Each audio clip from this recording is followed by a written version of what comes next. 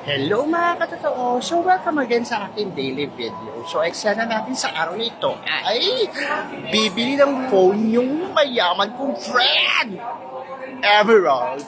So we're here na po at namimili na yung aking napakagandang friend ng kanyang telepono. So i-push natin kung anong makikempet. Go! So nakapag-decide na siya at ito na po ang kanyang mamahaling telepono. So, Realme C51. At meron siyang pa-free headset. Ganon, laba. So, may pa-unboxing na tayo ng kanyang mamahaling telepono. Yan. Pok, pok, pok. Lobon. So, diba, ang yaman-yaman na ng friend ko, meron na siyang mamahaling isang totoong telepono. Realme. Totoong siya. Realme. Laba.